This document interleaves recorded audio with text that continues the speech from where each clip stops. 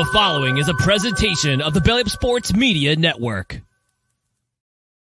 Welcome on in to the Batting Order Beat podcast. I'm LJ LaFura. Alongside me, I've got Brandon Karam. We are a Belly Up Sports podcast. We are what they aren't. And this is the third live episode of the Batting Order Beat, or MLB Daily. We're very excited. We've got now out to Twitter and YouTube.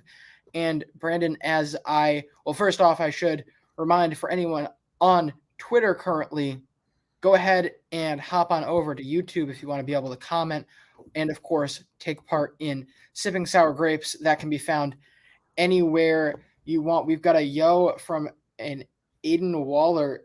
Yeah, it's my boy Aiden. We love to see that.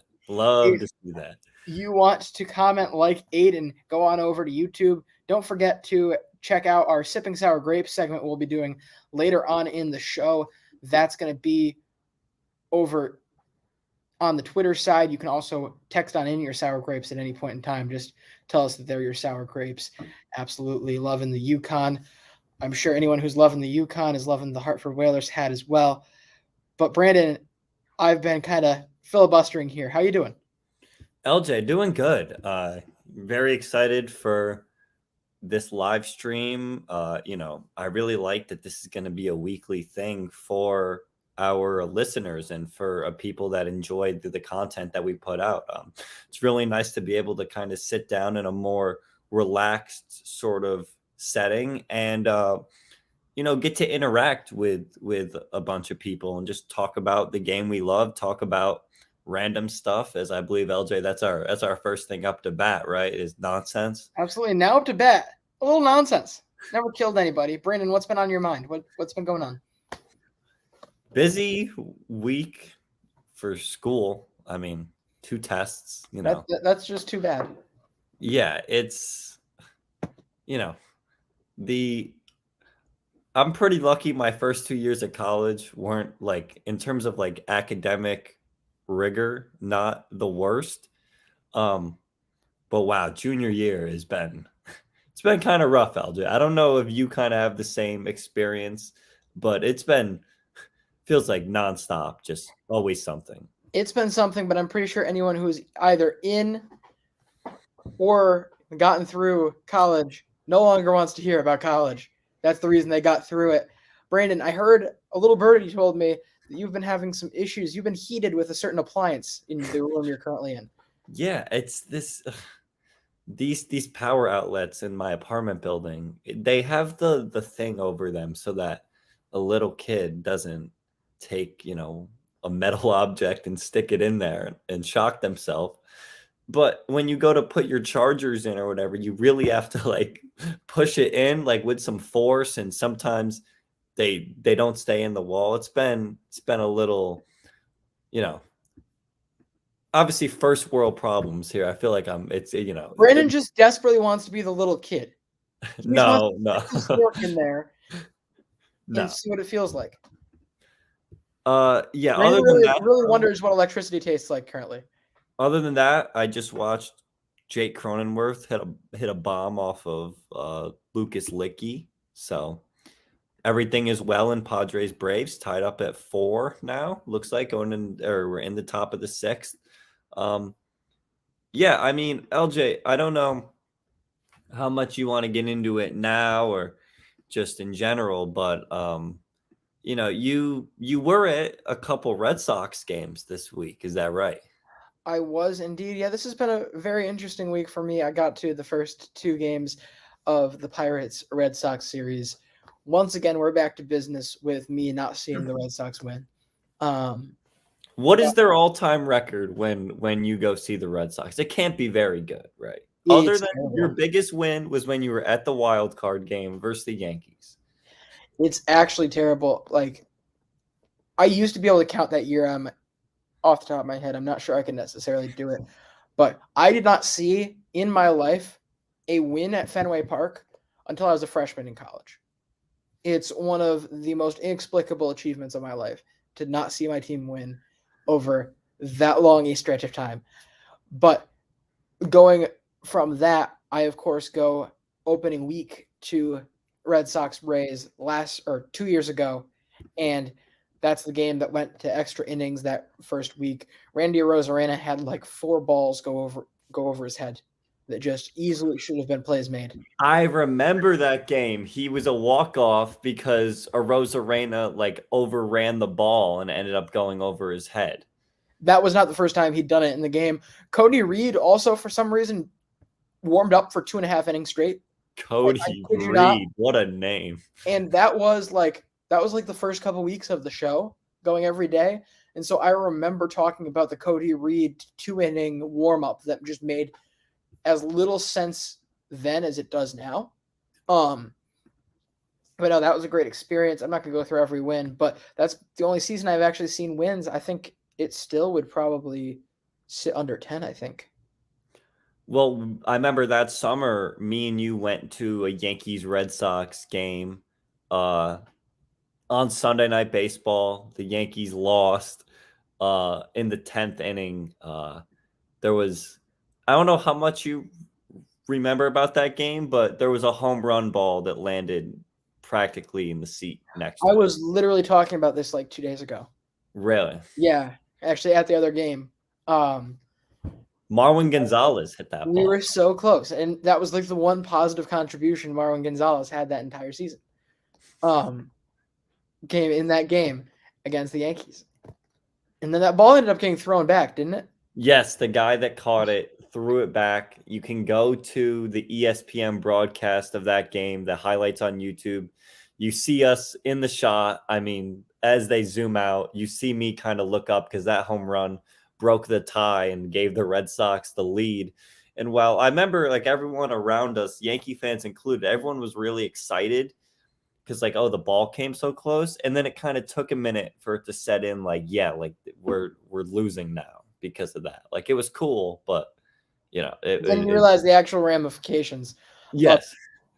Yeah, it was an interesting series. We can certainly get into it when we're a little later. My overall thoughts on the Red Sox so far, especially after seeing the catastrophe that was those 2 games. But in the meantime, Brandon, you're a betting man, no? Yeah. I decided to take a little bet, place a little wager on something I felt like was a sure thing. Free money, basically, today. Okay. Brandon, we have a sale at our school bookstore. Okay. Guess who just got his diploma frame for $41? This guy. Diploma frame.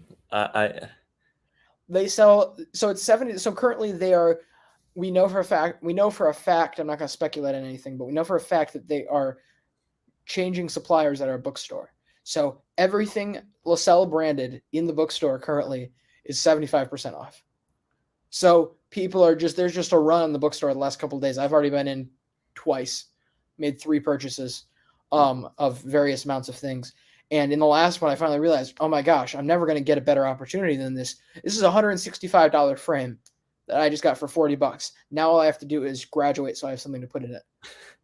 Yeah, we'll check in about a year from now and see how the second part is going. How the second part just gotta make it useful. Right. Yeah. Useful. But big bookstore guy, huh? Honestly, no. I've got very little LaSalle branded stuff. I have no reason to go to the Syracuse bookstore. Like I think I've probably bought more. I've bought far more in my life from the UConn bookstore than I ever have the LaSalle University bookstore. I can tell you that much. Speaking of UConn, I mean, first time I've really been able to sit down and chat with you about, the national title game. Yeah, it's funny. We've been just going so strong on this. Brandon, of course, had some very kind words towards me the other day in our fantasy football group chat about it. But look, this couldn't have come at a better time. This couldn't have come with, I feel like, a better team, because there's a difference between winning with a team and winning with a team you're genuinely attached to, whether that is the players, whether that's the coaching, whether that's the play style, whether that's say 2013 Red Sox, where there's certain significant events in the city that are issues that kind of bring everybody together and make that feel good. There's a difference when the teams mean more. This team definitely meant more to me. It meant more at this time, and it just feels felt really good and felt really fun to watch this team play up to the caliber that I really knew that they could be after those first couple months.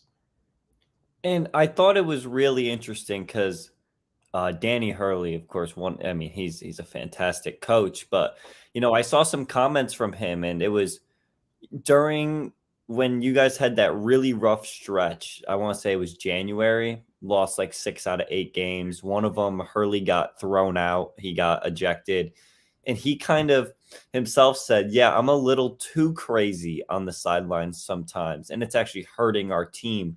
For a coach to realize that, and to just it seemed like that the team chemistry that he's able to build is unreal. And our guy Andre Jackson, LJ, I mean, we saw him play in high school, and you could always tell he was going to be really good. And now hopefully he tests his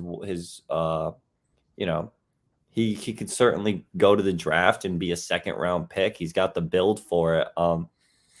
It was just awesome because UConn was one of the teams this year that was good for the entire year. Really, they had that one bad stretch, but after that, they really picked it back up. And I think that at the end of the day, I like that comment you highlighted. At the end of the day, it was very well deserved, the national title. But LJ, should we explain what's going to be happening in about 3 minutes from now? Yes, in about 3 minutes, we have a new friend of the show coming on in, Jaron Kiviat from at New York Mets _news, New York Mets news on Instagram. He's on Twitter as well.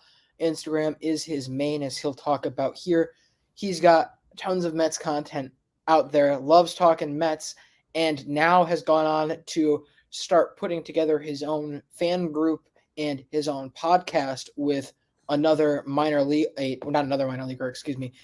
leaguer from the Cleveland Guardians organization. Really a bunch of cool stuff that he's got going right now. So we got to sit down and talk to him about his stuff and the Mets. And Brandon, I thought it was a fantastic conversation. Certainly a great follow if you're looking for somebody on the Mets side.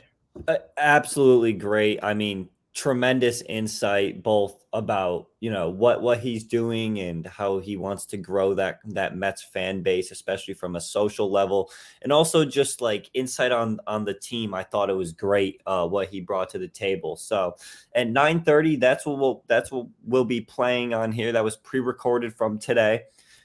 It runs about 28 minutes. Right around 9:58, 9:59, we'll come back. And then we have a second guest coming on for tonight, and that is Kevin Wilson, who is a friend of the show, to say the least. He'll be on to chat fantasy baseball and any other general baseball talk. We had a really good chat with him last spring. It's nice to finally be able to reconnect with him and chat about something that he loves, which is fantasy baseball, and he's a part of the Belly Up Fantasy Show as well. So really excited to have him come on live and chat. Brandon, I got to tell you, with the way my fantasy season started, I'm going to need his help a lot this year. Yeah, that's for sure. I've been down bad. I love this team, but I'm down bad right now to the best team in the league, and it's not a feel-good way to start the year when you're already playing for next week on Thursday. Well, LJ, without further ado, should we play the recording of our interview with Jaron? Absolutely. Before we do that, I am going to plug one more time. Actually, we've got a question for Brandon here before we do this. Oh. What's your favorite team, BK? It is the New York Yankees. Yes. Lifelong New York Yankees fan, diehard to say the least.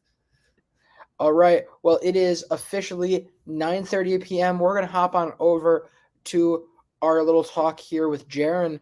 And while we're on that, while you're listening to that, message on in any sour grapes you have, anything you want to complain about, whether it's baseball or otherwise, you can do that either over on our Twitter. We did tweet out our Sour Grapes feed for the day, and you can do it here. Toss some of those on in, and we'll see you guys back here with more live content in a little bit.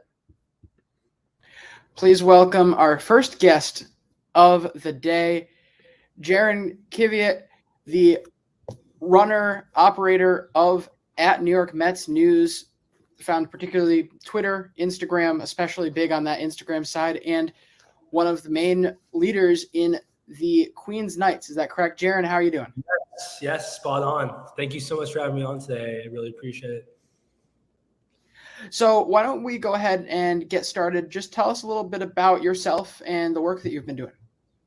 Yeah, so I started New York Mets News actually as we speak today, the 9-year anniversary of it. I started on this day back in 2014, 7th grader at the time, now a college senior. So obviously it's been quite a while on Instagram. Started the page as a passion for the Mets. Didn't really think it would blow up to the point it has. Wasn't really in it for the clout or anything, just loved the game. Didn't really like the coverage I was seeing on social media of the team.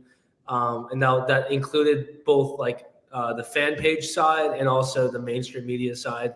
Didn't love what I was seeing, so I decided to take matters into my own hands. Started the account, and then it gradually blew up. Mets made the World Series in 2015, so that obviously helped my account boost up just a year after I started it. I've been growing this social media page gradually over the last decade or so. But really, this season, what I've wanted to do for a while now is kind of take that digital audience that we've created, that digital community that we've created with New York Mets News, and make it into a real life avenue where we could all express our passion for the Mets together. And that's why I decided to start this Queens Knights fan group. We just had our first outing this past weekend, the opening series in Miami. Went great, sold out our first outing, and I'm super excited to get things going with that. Now, you're talking about some of the coverage out there. Both of us being in the Boston area, we know what Boston media can be like, but what particular things didn't you like about the coverage you were seeing around the Mets? Well, when I started the account, it was in the middle of the Wilpon era. The Mets were ran by the Wilpon family before Steve Cohen bought the team. And the Wilpons made a lot of mistakes on many different levels. In my eyes, set the Mets back years with their dysfunction. And ultimately, they are the reason why the Mets are known as the LOL Mets to our generation. And I don't think it was really I don't think enough people were vocal about it in the midst of that era. Obviously, now looking back, when you compare Steve Cohen to the Wilpons in terms of the spending, it's like apples to oranges. But at the time, not as many people were calling out the Wilpons as I would have liked to see, especially for their lack of spending. Similar things that you're hearing now with the Red Sox fans in this market with John Henry. The same things, if not way more vocalized, were Mets fans with the Wilpons and their lack of spending. So I just didn't really like the lack of coverage there. And then on the flip side, there are also people who are like homers for the Mets. So I didn't really want to be too negative, but I didn't really want to be too positive either. And ultimately, I think that's what a real fan is. It's like you want to see the team do well, but when there's reason to call them out, you got to call them out. And, that's just the way I've ran the page. So certainly. Now, with the Queens Knights bringing this, as you said, digital audience and digital community together in person, how has that? Have you seen much challenge with that so far, or what were some of your big work concerns with that going forward? Yeah, so what I've learned through speaking with different organizations on their group sales side, each team does it a little bit differently. For example, with the Marlins, we had to buy the tickets off of them and then resell it on their website. And I had a few logistical issues in the process in terms of getting the tickets and then in turn getting it set up on my website so people could actually buy the tickets through my website. That was a little complicated at first, but we figured it out. And then there's other teams, like I know the Red Sox, they were talking with me about an outing that we're looking on this summer where we could form a deal where we could sell it through the Red Sox. So people could buy a link and buy the tickets directly off the Red Sox, which would make things a little bit easier on my behalf in terms of the transaction itself, because it's just more steps of the process when you have to buy it off me and then wait for the Marlins to load up into my MLB ballpark app, and in turn I have to wait like 2 months to transfer the tickets over, as opposed to if it was bought through the Red Sox or the Mets or any other team, it would just be like that. Like you'd buy it and you'd have the tickets. So yeah, just kind of, learning as I go, how each team does it. And then, there's obviously always going to be naysayers and people hating on social media. So that's another aspect of it, but that's not really as big as the actual logistical stuff. Overall, from a career standpoint, is your end goal in baseball? And actually, I'll start with that. Yeah. Yeah. No, definitely my end. It's tough. I feel like my end goal changes as I get older. Like if you would ask me 3-4 years ago, I'd have been like, end goal is baseball. Got to work in baseball. Out of college, I want to work either for the Mets or MLB, and that's it. But now I've definitely broadened my goals, and I want to learn as much as I can about the overall sport industry. Baseball is my number one passion for sure. My favorite sport always has been. But I work for a sports agency right now, and I've been really thinking more about going that route, and maybe even representing athletes from different sports, not just baseball, and maybe even beyond athletes, representing actors and musicians and social media influencers. I think there's a lot of opportunity in this sport entertainment space, and I don't want to limit myself to just baseball. But me being me, baseball has always been my number one, and it'll be great to work for either a team or a baseball agency out of college. So we'll see what happens. Certainly. Now, what about the Queens Knights? What's your end goal? Like, at what point do you say, all right, I've really made it with this project? Yeah, so I'm very entrepreneurial. I like to have different projects going at the same time.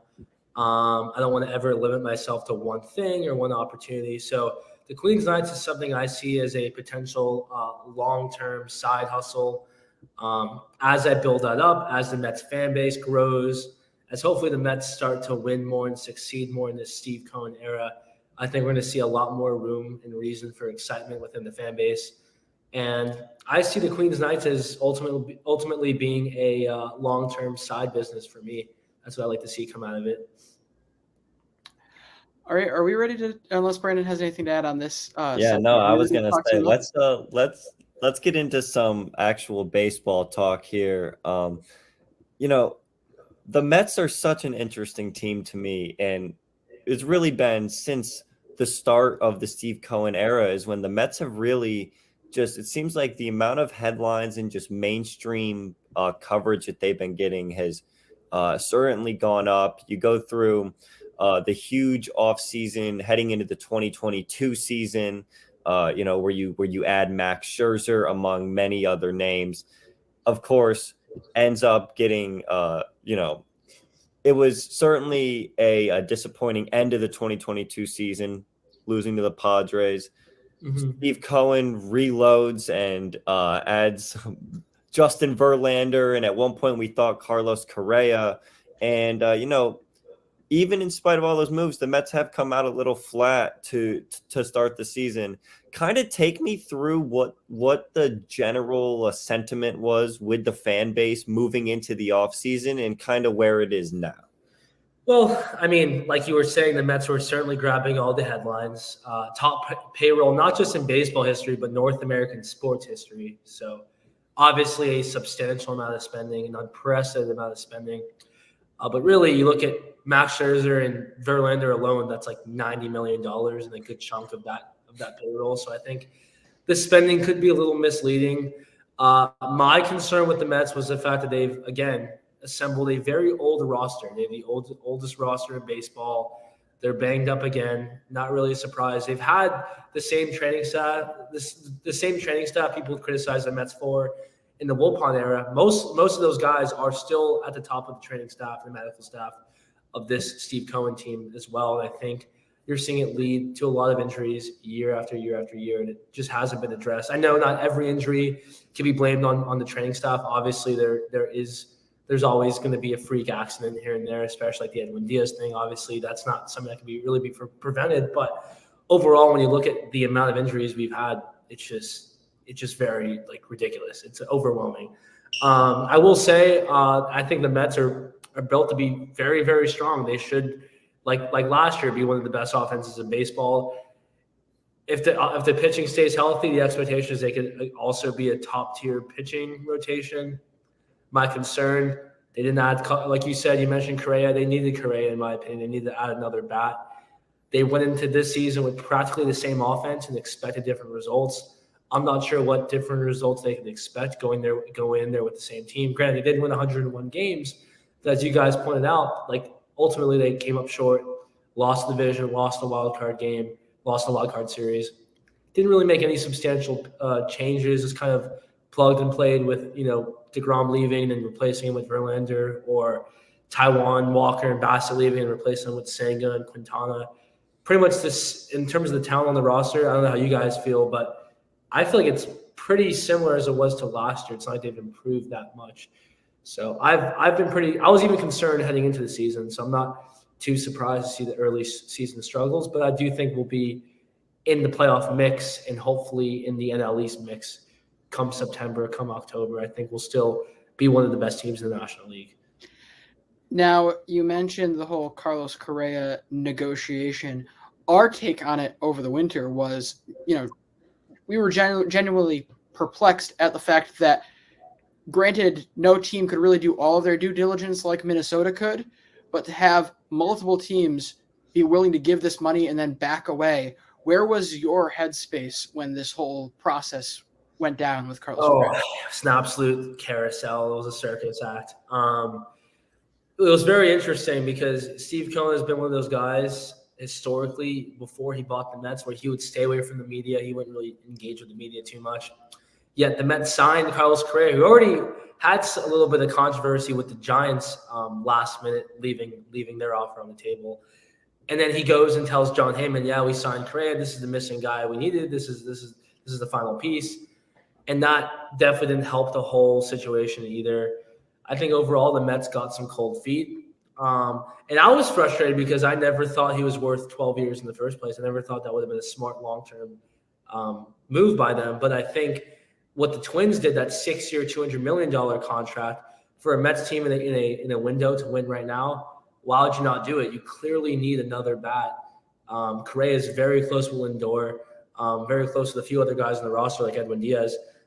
He would have fit right into this team. And not to mention the Mets are a team that cannot seem to make a deep October run, and Carlos Correa happens to be arguably the most clutch player in all of baseball if you look at his postseason numbers. So I was perplexed as well. I didn't understand any of it. Even now, I think people are still a little weird about it. I do understand that there is he had surgery on his ankle, I believe, back in like 2014. And then he had a slide in Kansas City late in the season in September, and he looked a little shaken up, but he was fine. He's played 90% of his games over the last 3 years. So I really don't understand all the hysteria over Correa, but I mean, I guess it would be hypocritical of me to be like, Mets need to be careful about the injuries and then go at them for being hesitant about signing a guy who may be injury plagued. I don't know, but I would have taken the risk personally. I would have done it. So, yeah, I think we messed up on that one. And you bring up Edwin Diaz again, of course, has the terrible knee injury at the World Baseball Classic, drove a lot of people who either already were on there shouldn't be a World Baseball Classic side of things over the edge, and a lot of people who weren't in that take into that take because of seeing a guy actually go down like that. What did you think of the World Baseball Classic? Overall, it was a great thing for baseball. We were able to see, top tier talent playing in, what felt like a World Series type atmosphere. I'd never seen Lone Depot Park that energetic, and it speaks volumes to see a sold out crowd like 3 weeks ago in Miami going crazy for the World Baseball Classic finals to now it's like a ghost town for the Marlins. So I think that alone shows you the impact the World Baseball Classic has made, even going beyond the MLB in some regards in terms of the international market it bringing to the game, the global eyeballs. There are people I saw commenting on my page from Australia and the UK who had never really had access to baseball like they did in terms of the mainstream media coverage of the World Baseball Classic. So I think overall it's great for baseball. What I will say is it doesn't make any sense for the World Baseball Classic to be played right before the season. I think it would be much better if it was played after the season. So then if there was some sort of freak injury like Edwin Diaz had, maybe there's a chance he returns the following year, as opposed to having the World Baseball Classic right before the year starts. So if a guy gets injured, he's going to miss a good bulk, if not the entire upcoming season. So I think in the future they should consider moving it to, maybe like December, January after the season ends, or even November. It's important to note here too, playing in March, you have the same worries about facilities and snowouts and things like that as you would in March. So there's not really much difference in facilities. But getting back to this winter in particular, the big story, you let Jacob deGrom, one of the best pitchers of the generation, go and swap him out for Justin Verlander, another one of the best pitchers in the generation, and a slew of other additional ads within the same money that Jacob deGrom got from Texas. What do you think of the money he got and the contract from the Texas Rangers, and how do you grade that switch? I have no issue with what the Mets did. I think you look at deGrom's health over the last couple of years, he's barely pitched, and I think it raises some alarm bells when you think about, we just talked about paying Scherzer and Verlander $90 million. deGrom would also fit in that category in terms of a guy you're paying all this money to, who's pitching once every 5 days and then may not even pitch once every 5 days because he's injured all the time. So I don't know if that would be a good long-term investment. I personally, obviously, I was disappointed that deGrom left, but I think it was probably the right move long-term. Now, of course, in Mets fashion, Verlander gets here, had a fully healthy year last year, and then naturally gets injured on opening day. So it seems like some of these things aren't even really preventable, at least for the Mets. But no, I have no issue with it. I have no issue with the Kodai Senga move or the Justin Verlander move. I actually really liked our rotation going into the year. I did not love the Jose Quintana move. I didn't think that was a good move, but Senga and Verlander, I'm fine with it. I think overall, even on the Rangers side, I'm fine with the contract they gave him because they're trying to change the culture. They have a bunch of young players coming up, and they're trying to do what the Padres did in terms of having that mix of spending with the young talent coming up at the same time. If you remember when they spent on Manny Machado back in the day, and it was like 2017, 2018, they weren't nearly as good of a team as they are now. So I think that's exactly what the Rangers are trying to do with all these big splashes like, Corey Seager and Jacob deGrom, among others. They're really trying to change the culture there. So I respect it. I always respect the team trying to win. Now, let's get into the big topic of the day. Of course, another injury maybe brings some good. Omar Narvaez heads to the IL. On up will come Francisco Alvarez. Overall, what are you hearing? What have you seen about Francisco Alvarez? Give us the rundown. Yeah, Francisco Alvarez, he came up last year, showed some signs, showed a little bit of pop, but overall looked overmatched in the big leagues. So the Mets thought that coming into this season, he wasn't quite ready to take that turn as the everyday starting catcher. And that's why they brought in Omar Narvaez, which I was okay with. Overall, I mean, the ceiling is sky high for Francisco Alvarez. His bat is electric, and he has the ability, they think, to also turn it around defensively and be one of the game's best catchers. Now, I don't know if he'll do it overnight. He's around our age. He's like 21 years old, so I think people have to be very, very patient with him. But at the same time, a lot of prospects come up at 21, like Julio Rodriguez, and they start killing it. So in New York, for a team trying to win right now, the expectations are still sky high for Alvarez. So, I'm excited to see him. It might take some time before he becomes that perennial all-star people are expecting him to be. But I think overall he's already proved that he can mash in AA, he can mash in AAA. There's nothing left for him to prove there. So let's just see him in the big leagues. Let's give him the reps and let's see what he's got. Let's talk about two other of your top prospects who many see getting called up at some point this year, those being Ronnie Mauricio and Brett Beatty. How do you see them kind of fitting into this team later in the year? And do you think that they could make an impact? Because these are two guys who are top 50 prospects right now in the MLB, to say the least. And we saw a little bit of Brett Beatty last year in the MLB for the Mets. So do you think that, you do mention how the roster is the oldest in the league, but do you think that some of these young kids could actually, make a substantial impact? 100%. I think that was the Mets will never say, but I think that was part of the reason why the Mets were maybe a little bit quiet on the offensive side in terms of their offseason moves. Maybe they are very confident at some point all the top prospects could come up and make a major impact. Now that's always going to be a wild card. You never know how a prospect's going to be. And then Beatty's already injured again. He got hit on his wrist, or he had some wrist problems the other day, but he's day-to-day. Overall, I mean, you mentioned Ronnie Mauricio, and even though he's coming off a Winter League MVP of the Dominican League, he is being very slept on. He wasn't even a top 100 prospect. He's not even a top 5 Mets prospect per MLB.com. He's been killing it recently, dating back to last year, and then following up with an amazing Winter League and an amazing spring. He looks like a totally different player than what he was 3 years ago. He's added a lot of muscle.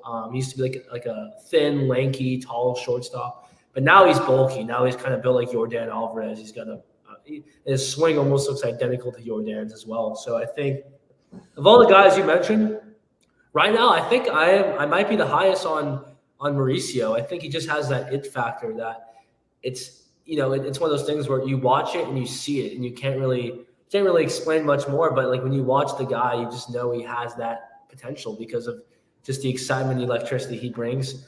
Beatty's always been a great hitter, and I think he will make the transition to the major leagues. Showed some signs last year, and you look at Eduardo Escobar, he's really struggling. He's like 1 for his first 16 to start the year, 1 for his first 16 at bats. So you're going to see as the year goes on, there's going to be more and more pressure to call those guys up, especially if the Mets veterans keep on getting injured and/or struggling. So that is something to keep an eye on. I wouldn't be surprised if all the prospects are up by the All-Star break. But I also understand that I think if the Mets wait until June 26th, I believe, to call up either Beatty or Mark Vientos, their other top prospect, they get an extra year of team control. So that definitely will factor into the timing, I think, as well. I think that's also why they were probably left off the opening day roster. Now, I meant to jump in with this last section with a follow-up here. You were kind of out on the Jose Quintana move. Why? I think he had a great year last year. But if you look at the last few years before that, not such a great pitcher. And his BABIP last year indicated I think he was pretty lucky in terms of his overall success compared to seasons in the past. Not to take away from him at all, not to say he's not like a good pitcher. I mean, I just feel like there's guys that they could have got probably for around the same price who would have been better.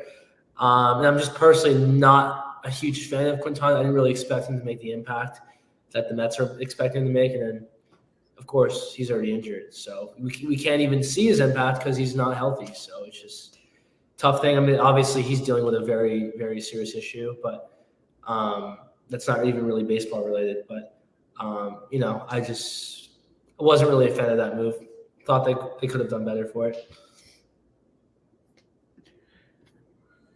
Now, going into this season obviously for the Mets fan, but more so for the non-Mets fan, who on this team that people aren't expecting really excites you? I said this before the year started. I mean, it might not be the most exciting guy, but I thought that David Robertson would be able to successfully hold the fort down in the closer spot, even with Edwin Diaz being injured. Everyone was freaking out, including myself. But then I took a step back and I was like, you know what? Thank God the Mets brought in David Robertson, because if not, we would have had Adam Ottavino closing every single game, which would have been another disaster. And of course, not to cut you off, but I don't think he'd actually be closing every game. Yeah, no, he wouldn't. It would take 2 weeks for people to be like, okay, this guy's not a closer. But that would have been their plan if they never got Robertson. So, it's huge. And even at his age, I think he's like 37 now. He was average in saves last year, so he's still a decent closer. And now even having more familiarity with the NL East with the Mets after being with the Phillies last year, I think he'll be able to pitch even better. So I'm confident. He already has two saves out of the Mets' 3 wins. So good start to the year for him. And I think he's not the most exciting guy, but I think he'll be a huge reason behind the Mets' success if they end up being successful, even despite Diaz's absence. And looking at the division race, you clearly have three teams that are quite formidable at the top of this. What is your outlook on that? How will the Mets fare this year in the division title? My outlook is Atlanta is going to be tough to catch, just as they were tough to beat last year, just as they were tough to beat the year before that. I think they're pretty much the same team. And in a full year of Spencer Strider coming off the year he's coming off of, the rotation should look even stronger. I hope we could compete with Atlanta all year, but I think they're going to be a very tough team to stop. The Phillies, I think we match up very well against the Phillies and had a good amount of success against them last year. And I think with the Phillies, though, their thing is they're not going to get hot until later in the year when they start getting some of their guys back, like Bryce Harper, and they start getting more healthy. I know their pitching's gone off to a rough start with Aaron Nola and Zach Wheeler not having their best, openings to the season. But I think, overall, they'll still be a very, very strong team. They had a huge loss of Reese Hoskins, but as we've seen, that's what happens. It's all you got to have the next man up mentality. I still think the Phillies are a pretty deep team, and they'll be a force to be reckoned with. So I think, overall, I think the Mets could definitely be a second place team behind Atlanta and make the wild card. But I'm a little hesitant to say that we'll be able to beat Atlanta for the NL East. If we couldn't do it last year after winning 101 games and holding a lead for like 4 months in that division, why would I say that we're going to do it this year? With the start that we've had with all these injuries and Atlanta's coming out of the gate red hot. I don't know. I think it's going to be very tough, but I hope I'm wrong. Brandon, do you have anything else? No, I don't think so. Thank you so much. All right. Thank you guys for having me. No, let's stop. Awesome. Thank you so much for having me, guys. Appreciate it. Hold up, Jaron. Let's just a couple more questions, or really one more question here. Would you mind talking a little bit about your podcast you've got? Because that's a pretty cool opportunity we didn't get to earlier either. Yeah, so I just started a podcast with Josh Wolf, who's a top prospect in the Cleveland Guardians organization. He's one of the prospects the Mets gave up for that blockbuster Lindor-Carrasco trade with Cleveland a couple years ago. We've already interviewed our first 2 guests. Only one episode's out right now with Shane Baz, Rays pitcher. We also interviewed Stone Garrett, who's an outfielder with the Nationals. That should be out very, very soon. And then we have other episodes coming out as well. We want to interview young players at first, and then over time expand to other players around the league, eventually executives, agents, members of the media, social media influencers, you name it. Anyone around the game of baseball who could have a very interesting perspective and unique stories to tell. We want to give them a platform. And overall, it's just about, getting that personal side to baseball players that you don't normally see, on the field or even with the media interviews that we see, in the post games and stuff. So I think just a cool way for the players to express themselves, and want to give them a platform to do that. Fantastic. All right, before you go, would you mind plugging yourself one more time? Where can people find you? Yeah, so you guys can find me on Instagram. The main page is NYM_news. I also have at the Queens Knights on Instagram as well. And then the podcast Instagram is the Chattersbox Podcast. Instagram is my main. I also post a little bit on Snapchat, which is also NYM_news. And I look forward to more podcast episodes on the Chattersbox Podcast, Mets coverage, and then some more Mets outings with the Queens Knights coming up. So a lot coming up this season. Fantastic. Well, it was wonderful getting to talk to you. Definitely would love to get this opportunity to touch base again. Thank you. Yeah, thank you guys so much for having me. Best of luck with everything. Take it easy. Thank you. All right. Well, thank you very much. Again, Jaron, it was great getting to talk to this guy. Certainly very knowledgeable and lover of the New York Mets. Go ahead and follow him at NYM New York Mets _news on Instagram and Twitter. Certainly great content. Brandon, I'm sure, enjoyed the interview as much as I did. Oh, yes. Great interview. And, go and check out his podcast that he does have with minor leaguer Josh Wolf. Seems like a really cool show that can lead to some really interesting perspectives that you can get from around the league, especially with some of the people that they've already talked to. All right. Well, we're going to run right ahead in to our second guest of the week, a returning guest to the show here, our friend Kevin Wilson from Belly Up Fantasy. Kevin, how's it going? It's been a minute. How are you? It's been a few minutes. Yeah, it's going great. We're a week into the baseball season, and I'm super jazzed. College basketball's over. The playoffs, NBA, and all that hasn't started yet. So baseball's got the spotlight. So I'm very excited about baseball and what we've seen so far. So, real quick, would you mind explaining what you do? Well, I'm one of the senior writers for the Belly Up Fantasy side of things. I cover whatever season that happens to be going on. Baseball is my passion. It always has been. And so Vince Stover and I have a baseball show that we do every Sunday night at 7:00 our time. And I am also a co-host of the Belly Up Fantasy Live football show that comes on Sunday mornings at 10 a.m. our time. And right now I am writing it once a week about a subject of fantasy baseball. I've been doing that for the past couple of months or so. And so I drop an article every week. And if anyone is in the fantasy baseball, and if you're watching the show, you certainly are that, you need to get over to the Belly Up Fantasy website. There are tons of fantasy baseball content over there. We have some new people that are involved in fantasy baseball, so I'm very excited about what's going on Belly Up as far as fantasy baseball is concerned.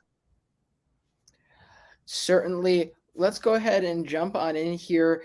It's honestly, there still probably are plenty of drafts ongoing through this first week, and we're just getting out of the real core of fantasy baseball draft season. From what you saw based on average draft position, who were some guys you liked, thought went a little high, thought went a little low? What did you see? Well, one of the guys that I thought was going very high, and that is a guy that, because I'm in Texas here, and Jacob deGrom was going, his ADP was in the second round, and that's in fact what happened in our draft. And he pitched very well yesterday, but still, when it comes to health and him, it hasn't been there. And so there was zero chance I was taking him in the second round. And another guy, a pitcher, Justin Verlander, I knew that he was not going to match what he did a year ago. And in fact, didn't even get to the season because he's on the injured list right now. And he was going even earlier than deGrom at the beginning of the second round. And I was no chance I was going to do that. I was number 7 in our draft, which meant that I was going back on the second round top. And I was not going to have anything to do with Justin Verlander. And so I hope it works out for Jacob deGrom. When he's right, he's the best pitcher on the planet, but you just can't depend on that. So either one of those two guys, I had no interest of drafting. Another guy that I had no interest of getting in my hold was Fernando Tatis. And we all know about him. And he is, in fact, I guess it's, what is it, El Paso or somewhere? El Paso, yeah. Is it El Paso? Okay. Yeah. And so he's getting ready to make his debut 20 games into the season, but he hasn't played all of last year. We know about everything that happened with him. And so he went in the 4th round in our draft, and that was not happening here because he's a wonderful talent and everything else, but no for me. Let's see. And a guy that looks like I might have been dead wrong about was Dylan Cease. I thought, well, I had him a year ago and I was very pleased to have him a year ago, and he was a value a year ago. But he was going too high in the draft to me. He's come out blazing And so he might prove me wrong, but I wasn't going to go there because his walks scare me. In fact, he had 5, and it didn't burn him, but still, Dylan Cease is not a guy that I was interested in having 2 years in a row. And another guy that went in the 7th round, Josh Bell, first baseman of the Cleveland Guardians. I wasn't doing that either. So those are some of the guys that I thought were way overvalued. So some of the guys that I thought their ADPs were too low. First was Spencer Strider, and he pitched today. And what I saw, he left leading 4-3, but now it's 4-4, so he won't get a win. 6-4 San Diego now. They are falling 6-4? apart. Yeah, they are falling apart. Atlanta, this is not good. So, that's surprising because Atlanta's off to a good start. They're a great ball club. And so, but anyway, Spencer Strider, he was striking out everybody a year ago. He had like the highest strikeout rate they've ever seen for a rookie. And so I've got him in the 4th round. And so that is huge value to me. So I would take him in the 4th every single time, whatever comes down the road. Let's see a couple guys, Tampa, they're off to a 6-0 start, but you would expect that because they play Detroit and they play Washington and they play Oakland. But even so, 2 guys, Drew Rasmussen went in the 15th round, and he only pitched 2-hitter, 6 innings, 2 hits, no runs. So that's off to a great start. And his counterpart, Jeffrey Springs, went in the 18th round. And all he did was pitch 6 innings, allowed no run. So those are 2 guys. And one that I still to this day, don't understand why people weren't up on him a little bit higher. Luis Arias, the defending American League batting champion. Of course, he's in Miami now. And he's first base and second base qualified. Second base is a wasteland once you get past the first 5 or 6 guys, especially with Altuve out. And so he's off to a good start, and he went to me in the 8th round. I think that's solid value there. So those are just some of the guys that I thought were undervalued. And one other dude was Paul Goldschmidt. And all he is a defending, nationally most valuable player. He was at the top of my first base rankings, but was only like the 4th guy ranked first base. I thought that's insane. And I was trying to get him in the 3rd round and did not. So somebody must have saw what I was talking about or something. Then they snagged him out from underneath me. So if you got Paul Goldschmidt in the 3rd, that's excellent value. Now, bringing things back to the Fernando Tatis conversation, because so much of the issues with him are, personal issues, playing a little too reckless, acting a little too recklessly. How much do off the field and personal antics affect your fantasy thoughts? Well, with him, it affects it a lot because first of all, you had the motorcycle thing. That's a personal situation. Then he was doing, the steroids and all that. And so that's a personal issue. And just, the way that he swings the bat, I know he hits the ball, he's hitting it a mile, but he swings that bat so hard, he even hurt himself. Not this past year, but the year before that, he swung and actually hurt himself. And so there's a lot of downside when it comes to that guy. And I know he's playing in a loaded San Diego lineup, and he's going to have outfield as well as shortstop, which gives him additional value, but not enough to me to warrant picking him and let him sit on your bench for 20 games. And you also brought up the limited options there in the second base market. Yes. If you were to go, obviously in those situations, you want to go grab one of those few guys that's out there. But if you missed out on those guys, who would you have been looking for? Well, other than, as I mentioned, Arias, Let's see, who do I have here? Here's one guy for you. The second baseman for the Cardinals, Nolan Gorman. I'm sorry.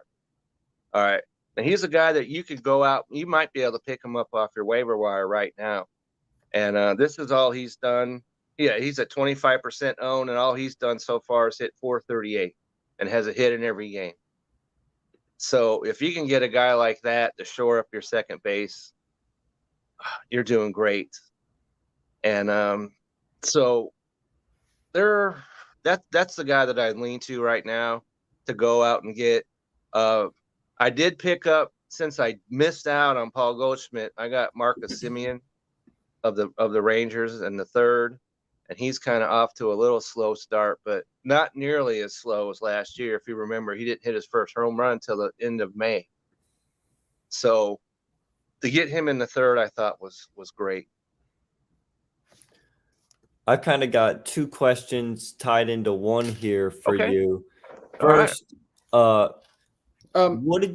what did you learn from fantasy baseball last season that will help you heading into this season? And I guess also that has to do with how will the new rules, such as the pitch clock and that kind of stuff, affect fantasy baseball, if at all?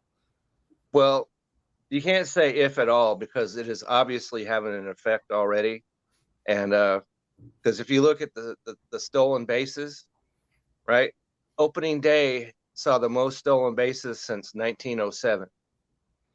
So most of our great grandfathers probably weren't even alive then in 1907. So, and then I don't have any illusions that we're going back to the Ricky Henderson days of 100 steals or anything else like that. But the stolen bases are up way. The success rate is way higher than it's been. I wrote that down. Anyways, it's over 90%. And it was at 67 or so percent a year ago. So the stolen bases are way up. The amount that they can throw over to first base is limited, so that definitely helps. The bigger bases, I think, definitely helps. And you can't shift everybody to the second base side of the bag. Definitely helps. They can't put a guy in short right field. Definitely helps. And so if you have guys that are lefty swingers, even though the average is up a little bit, it's not nearly as high as I thought maybe going into the season it would be, but it's still early. But it is up. So if you're a guy like Corey Seager, who lost more hits to the defensive shift over the last 2 years than any other player, you're probably, still dreaming happy dreams about that.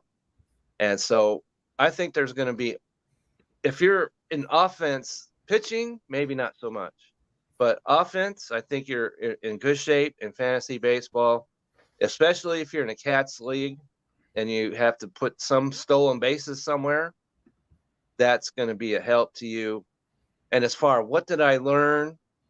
Well, I'm a little impulsive, impatient, I guess you could say. So if a guy is not performing in the past, I would just flush him and get somebody else. So, and I got a question about Sean Murphy, the Atlanta Braves catcher, who's off to a pretty terrible start, but he's Sean Murphy. So if you have him, somebody was asking, should I drop him? No, you should not drop him, because he's going to get it together. So if you have players that are stars, have a little patience. And that was also a question I got, was how much leash do you give a pitcher that pitches poorly? Well, that depends on the pitcher. And so if he's at the bottom of your, like Michael Kopech of the White Sox, I was pretty high on, but he got drilled in his first start. And I thought, well, I'll just hold on to him. But then I needed some bench space, so I went ahead and cut him. But I think that you need to have a little patience with some of these guys and see how things are going to work out. That might help you out season long, to have a season long look at your fantasy team instead of just this week or next week. I'm going to go ahead. I'll take the next question, but before I jump into that, let's just make a quick reminder here for everybody in our YouTube audience. If you have any questions for Kevin, go ahead and drop them in the chat. Go ahead and put that comment in, and we'll get to them pretty soon. But talking about how much of a leash do you give a guy, Anthony Rendon. I'm a preface with. Okay, go ahead. I'm a preface with I already cut him. But Okay. between the suspension issues, the off the field antic type situation, and already having a knee injury, how much leash do you give a guy who really hasn't been a star in several years? I would give that guy 0 leash, because ever since he's left Washington, he has been a bust of massive proportions. And in the past, because he was hurt, so I guess you can't blame that on him. But that's a track record that's going back a couple of years now. Then you add in the fact that he's grabbing fans while he's walking to the clubhouse. No, you can't have that. I'm not having it. I would have not drafted him with my last draft pick, let alone anything else. So if you've got him, you cut him to the curb right now. All right. And then another interesting thought I had, maybe really more towards the fantasy strategy side of things. A lot of these leagues now, I'd say a typical size would be 10 or 12 pitchers to be on your roster. How many of those spots are you streaming for starts between 2-start pitchers and rotated guys through? Well, I've got on my roster, I've got 12 pitcher, I believe. And so those are some of the guys that I might be like Michael Kopech, like I mentioned, that I could cut him and bring in some guys. And that's one of the things that you need to be aware of, is who is coming up to have a 2-start week. And so not only that, but who are they facing? And so there's some guys, we might get into this a little bit later, I guess, but there are some pitchers coming up next week who have 2 starts. And some of those guys I really like. So that's one of the things that there's places that will tell you, if you check it out, like Fantasy Pros or somewhere, that because I get an email from them every once in a while that says, these are the 2-starter guys coming up. And so pay attention to that. And because you can make one move, and if you're in a league that has unlimited moves like I am, then you could make one move and get yourself pretty much 2 starting pitchers in one. So that's the kind of thing that I like. I like those streamers do have a place in fantasy baseball.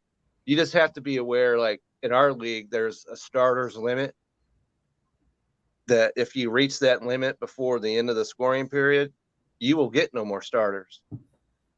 So be aware of that, because I learned that lesson the hard way when I first started, because nobody told me how to play fantasy baseball. I learned it on the fly. And there was one week where I'm sitting there and I'm like, hey, wait, I can't use a starter. What's going on here? And it was all red, and it was real angry looking. So don't let that happen to you. I think that most leagues, if not all, have a starters limit that you can use. So just be aware of that limit and don't exceed it. Otherwise, no starters for you. And this is kind of an interesting topic, and we're kind of just going a little bit all over the place here. But for the people who maybe necessarily haven't tried fantasy baseball yet, looking to get into it, what are some other, early things you wish you'd learned before you'd gotten into? Well, for me, one of the things because when I first did my first draft, there were relief pitchers all over the place. And on my fantasy team, relief pitchers really have no place on my roster, because I know there's an upside that they can pitch more than once a week and all that, but you don't know when they're going to pitch. And then when they do pitch, let's say you got a guy comes in and it's 3-2, and he gives up a walk to the first guy, and then the next dude hits a home run. Not only is you lose, that's -5 points, then you get a -5 points because he blew the save. Then You get negative points because of the hits and negative points because of the runs. Next thing you know, you're down 14 points. That's pretty hard to come back from. So typically I will have just one guy maybe on a relief pitcher on the roster. And that started off really well for me last year because I took Josh Hader. And that was gangbusters until things fell completely apart. So, so that's what I've learned. Other people might argue that point, but relief pitchers I really don't have a use for. It's funny you mentioned that. Overall, actually, this is a good question. What's been your favorite operating system to use between like the ESPNs, the CBSs of the world?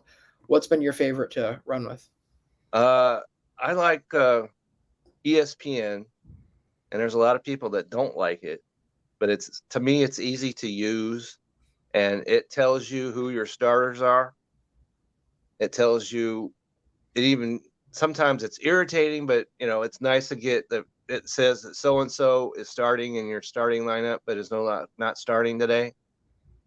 So that's kind of nice to know, especially games that start at 12 my time. So it gives you tidbits like that, so you can possibly make moves, because once the game starts, you're locked.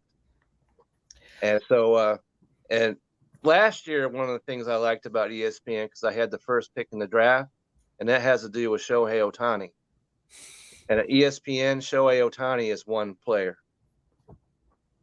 And Yahoo, he is two separate players that you would have to have two roster spots to have him. And so that makes no sense to me whatsoever. And so in any league that he's one player, he is the first pick in the draft. And if you suggest otherwise, then we'll have a discussion about that, because Aaron Judge was awesome last year, but Shohei Ohtani beat him by 300 fantasy points last year. So that's one of the huge differences between like ESPN and Yahoo that I have seen. I haven't really messed with CBS Sleeper. I have messed with that a little bit, but ESPN to me is the best one. Yeah, you don't want to bother with CBS. I unfortunately have my league over there, and you reminded me of this story with the relief pitchers situation, because last year, as my first year in this league, I hadn't noticed in the rules that it didn't have points for holds, and in the draft settings shows like 7 spots for relief pitchers.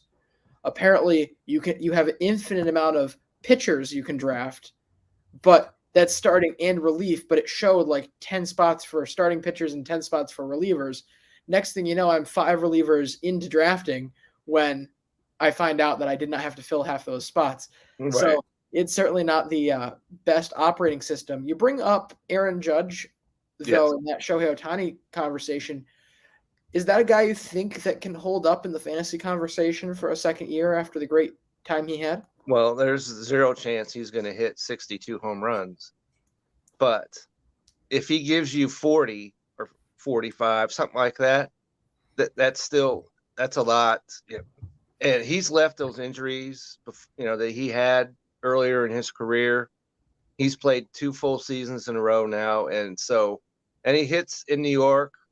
He's got an excellent lineup around him. So, Aaron Judge is a guy that I would have taken at number 7, but he went the pick before me, so I didn't get him. And I think every chance that he's going to have a great year, but he can't. That's one of those years where it's a generational season, and so he's not going to come close to those numbers ever again. Brandon, do you have anything else here for Kevin? Yeah, I think one more question, and it's a little less on the fantasy baseball side and more just general MLB fandom. Take us through your favorite team. Here's what I'll do. Your favorite team, a bold prediction about your team or just any player that you have, and then World Series pick. How about that? All right. So my favorite team will become very obvious, because that is the Dodgers. even though I'm in Texas, I've been a Dodgers fan since I was in high school. So even though I've been around the country, I've been to a lot of baseball games all over the country, but Dodgers is the team I go back to. And I don't know how hot this prediction might be, but the Dodgers, I think, are in real danger of not winning their division this year. And that is, I know they didn't win it 2 years ago, but the Giants had to win 107 games to stop that. So they've won 8 of the last 9 divisions. But San Diego, I know they're the little red-headed stepchild, in the past to the Dodgers, but they beat them a year ago, and it seems like they signed every player under the sun. So if they play up to their potential, I think the Padres win the division. The Dodgers certainly can. They'll make the playoffs. There's no question about that. And so a home player that I like this year is Noah Syndergaard. And I think that he's back to throwing, the Thor's hammer out there. And so I think he's up for a big year. And so I'm interested to see what's going to happen. And I'm glad that they've got rid of some of the, like Turner is in Boston. And he was going the wrong direction. And so they needed to do some purging. They really didn't sign anybody this year. JD Martinez does not move the needle for me, even though, because he's only a DH. And I'm in a league that does have a DH slot, which I think, because every team has one now, so every league should have a DH slot, but still that limits where you can put, a guy, if that's all he does is DH. Something like Nelson Cruz, he's on his last leg, so players like that don't have a real need on a fantasy team to me. So they're getting themselves younger, and a bold prediction, I think that they are going to throw everything they can to the Angels' direction to get Shohei Ohtani. If they don't do it before the trade deadline, they're going to do it next offseason. Certainly one of the few teams that's properly equipped to get him and pay him. So they can pay him. They've got the prospects. Well, that's one of the things that's overlooked about the Dodgers. Everybody said, oh, they spend all this money, which they do. But they've got an excellent farm system underneath all of that. So they can give them some prospects. They can give them, pretty much, just tell us what you want. You just, you're not going to get Dodger Stadium. But just about anything else we can talk about. That's fantastic. All right, before we wrap up here, Kevin, would you mind plugging yourself one more time? Where can we find you? Well, you can always find me on Twitter at KWILSEA. That's my Twitter handle, and I adopted that because I'm a Seahawk fan, and so I thought Will See was kind of interesting, and I will see. So I adopted that, and if you get to the Belly Up Fantasy website, you can find my stories all over the place over there. As we did our draft, it was live on TV, and then I wrote an article that reviewed the picks and which I thought about that. Then I wrote another article about a post-draft pickups, and so like I said, there's all kinds of articles from me on the Belly Up Fantasy side. And as I said, that if you're into football, you can at 10 a.m. Sunday morning, the Belly Up Fantasy Live football show is on. It's on Twitter, it's on YouTube, and all that. And then at 7 o'clock Sunday nights, Vince Stover and I do the Sports Stove Baseball Fantasy Show. So just get over to the Belly Up Fantasy. You'll find me. Just look. You'll see me over there. All right, fantastic. Kevin, thank you so much for coming on with us tonight. You have a great evening, and hope to see you soon. Yep, just call me up or whatever, and I'll be on. Awesome. Thank you. You have a great time. Bye. Thank you. Huge thank you to our buddy Kevin Wilson. Honestly, just a great conversation and a great member of the Belly Up family every single time we've had him on. Absolutely. Yeah. Always love having him on, and provides a fantasy baseball insight that certainly I couldn't provide. As much as I love the sport, fantasy has always been like, I like playing fantasy, but I can't nearly stay as locked in as with something like fantasy football. It's very weird for me, even though I'm more locked into the MLB like season, you know? Certainly. Brandon, we got some comments here that have been sitting, they've basically been sitting effectively an hour for us to talk about here Sure. as we've been running through with these fantastic interviews. Let's start with, I think, the most interesting topic here from Andrew Hennessy. What's Gary Sanchez been up to these days? Obviously, we talked about this. Oh gosh, was that yesterday's show or the day before? Monday's Monday's show. It was Mondays. Monday's show. We were talking about him signing a minor league contract with the Giants, but I feel like the story of this all isn't the fact that he signed a minor league contract with the Giants, which those clips will be coming up to YouTube in the coming days. So stick with those, come up to those soon. The question isn't the fact that he signed and what that means for Joey Bart as much as why on earth have they not brought him up yet? Why have they not cleared that 40-man spot? Keep in mind here, they don't really have another option on the 40-man that is that worth it, unless you were going to bring up maybe an Austin Wins. But Wait, how long is Joey Bart out for? Is it confirmed? Because Joey Bart is on the 10-day. Because you can't clear a 40-man spot unless you move him to the 60. I wasn't saying Joey Bart was the guy who you. Oh, Here's okay. before. You're saying just DFA someone else. I'm saying in general, it's already a move that's lacking foresight to only have two catchers on your 40-man, and yeah, to only have one on your active roster at any given point in time is also, it could very well end up being a serious problem. Dude, So, like they even have an emergency guy. Like, yeah, I'm trying to look at names here to see if any of these guys have ever caught. I can't Maybe think it's of like any an of these guys. IKF situation, like. Yeah, Yeah, but why on earth would you be banking on an IKF situation, right?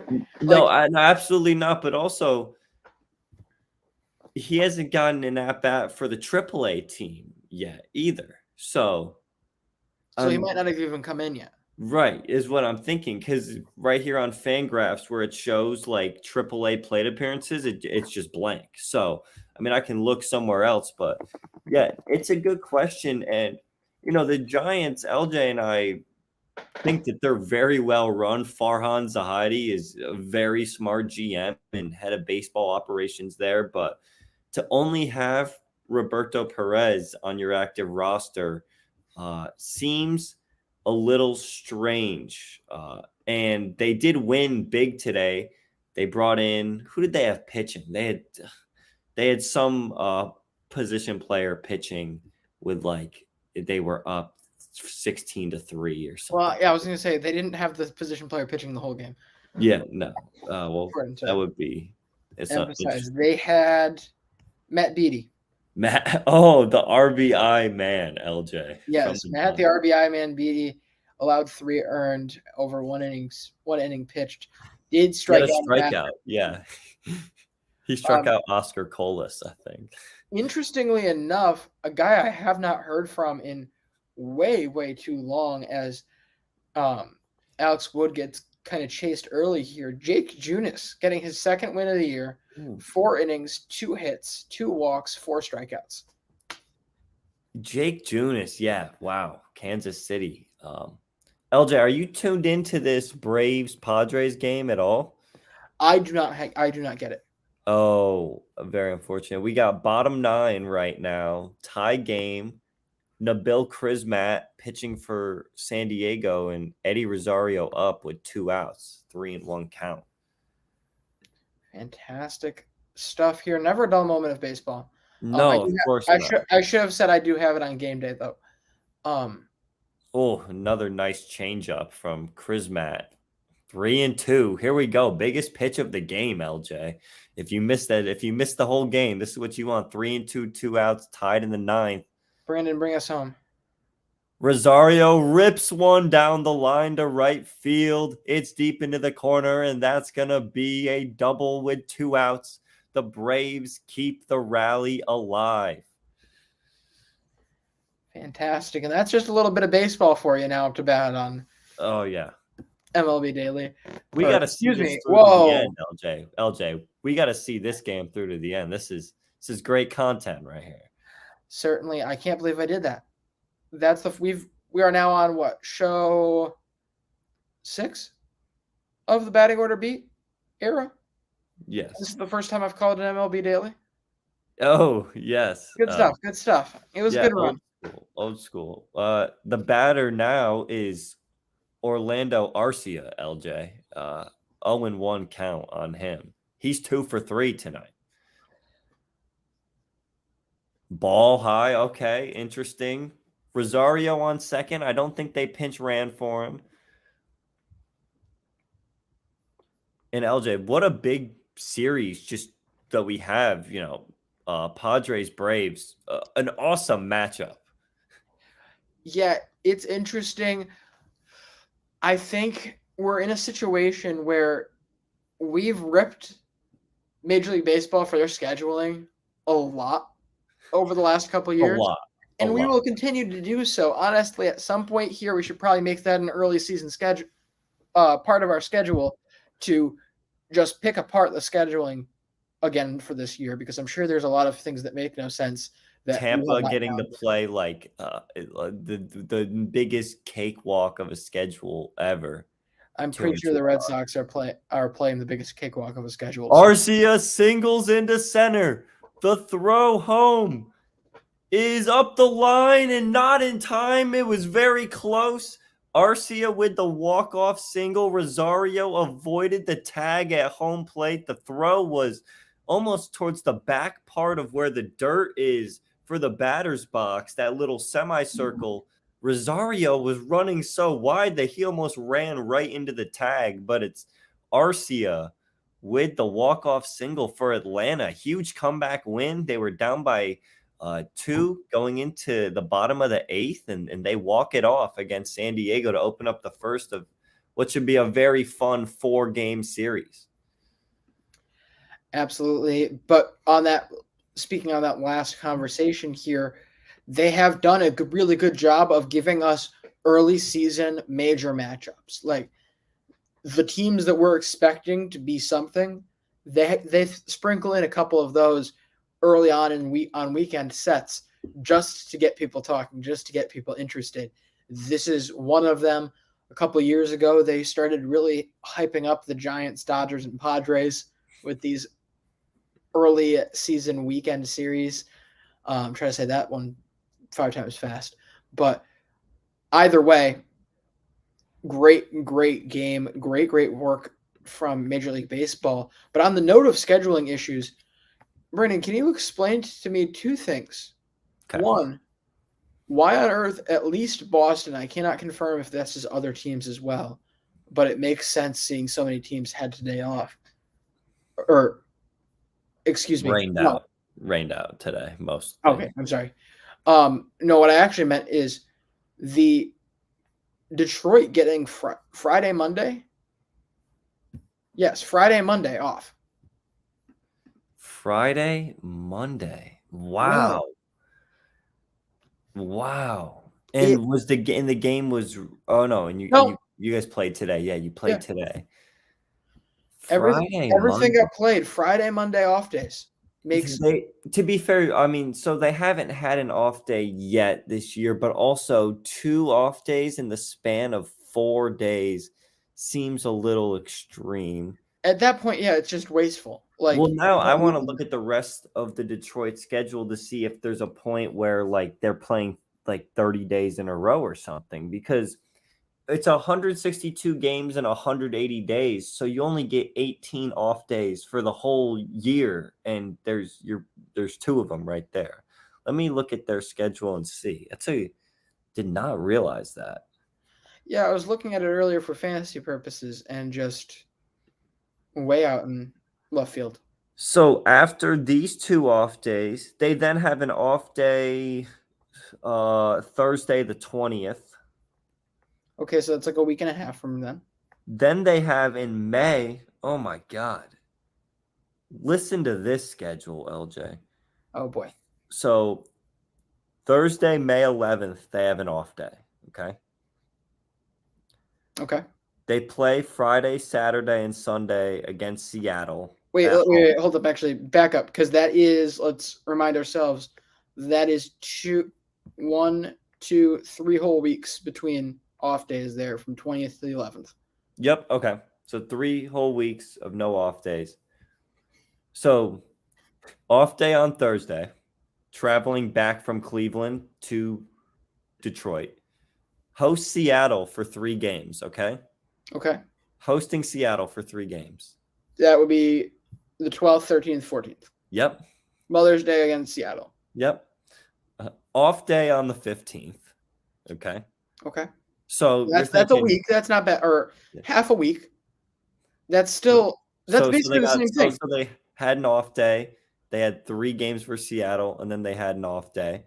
That's the same thing as Friday, Monday, basically. Oh no, just wait. So now you would think with this off day, LJ, they're gonna travel somewhere, right? I would hope.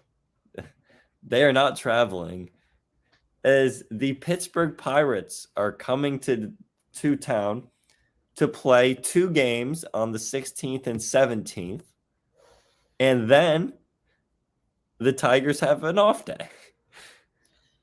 How many off days? I lost count of. I was only looking at time. I lost count of how many off days, but I'm pretty sure you just listed like 3.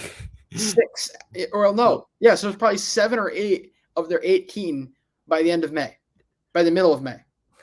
So LJ, they have between Thursday, May 11th and Thursday, May 18th, they play 5 games and have 3 off days. So then you must be thinking, LJ, they must be traveling far, right? If they have to have this, like, where are they that weekend?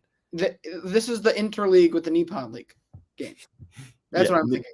Yeah, this is why you'd ever send Detroit to be your ambassador in Japan. I have no idea, but they're doing it. Well, unfortunately, they just have a short flight over to Washington from Detroit. And then they do go on a stretch where they play for about 2.5, almost 3 weeks without an off day.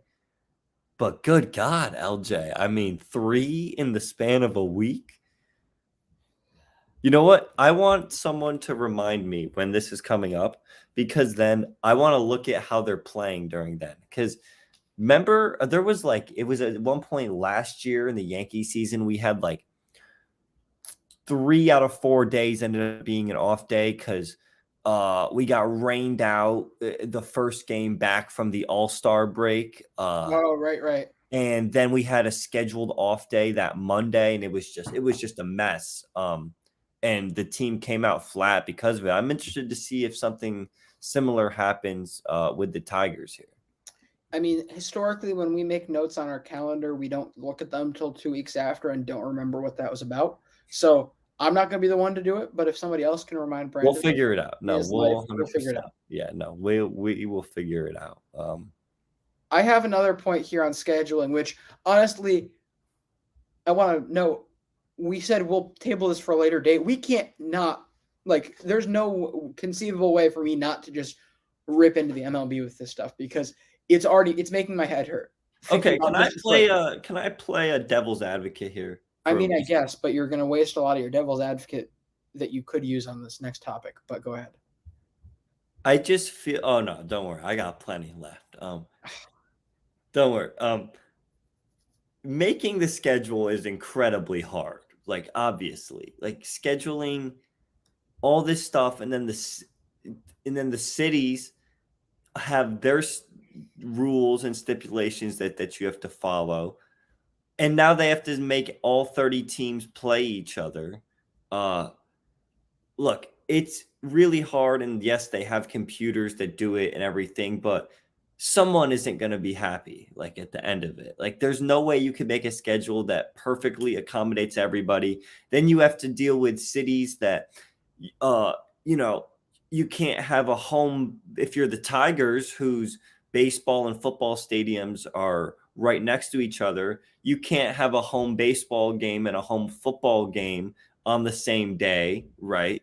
Or if you're in Philly where they have all three of their major stadiums in one complex, you can't have those games on the same day due to logistical reasons. So, look, I get that it sometimes the schedule sucks and it's fun to complain about because it's just like, yeah, like I mean, I like crapping on the MLB as much as the next person does. But I do think with the schedule, we do have to take into account just the sheer challenge of creating it in the first place. No, I don't, because I've got three counters to your point. Okay. Let's start with this first. I'm going to save my most important favorite one for last. Let's start with the easy one of the fact that there were people who were doing this by hand and taking care with this well before the computers. Like, they were replaced by computers to do this schedule. And that's when things got worse. That's when things got become a problem. You are a major sports league in the United States of America. You have money. You can afford to have somebody whose sole job is to schedule for the next season and giving them 8 months at least to figure out the entire schedule for these 30 teams. 2, the city thing. I see what you mean, but it's such a non-factor. In terms of games, there is a handful. You can count on your fingers. I can only think of 2, and I'm sure I'm missing a couple teams that play on the same day every single year at home. The Nationals on July 4th, right? And the Sox. And the Sox. I can't think of another one, but I'm sure there probably is someone somewhere. I think the Reds have to play at home on opening day every single year. But see, that's what I'm saying is like there's the Subway Series should be played on 9/11 weekend every year, but that's a conversation for another time because they screwed that up already after a great time last year. Was it last year that they did the Subway Series then? Yes? Or was it 2 years ago? Yes, maybe. When are they doing it this year? I have not seen the dates for it yet. Oh, we've got middle of June, 2 games. Okay. Anyway, the football argument here, that affects literally 1 month of the season. 1 month. I struggle to think that that's that much of a hurdle for them to overcome, especially when it comes to in that month. That would be a nice spot to throw a team some off days, right? Especially towards the end of the season. It's almost like you're throwing a vast number of egregious number of off days at a team like Detroit in the time that they don't actually need it. Okay, can I just ask a question though? Okay, so if you were in charge of making the schedule, LJ LaFiore, your title is now Director of MLB Scheduling, okay? Okay. What are you doing? Like, what is wrong with the schedule, and what would you do that's better than what they do right now?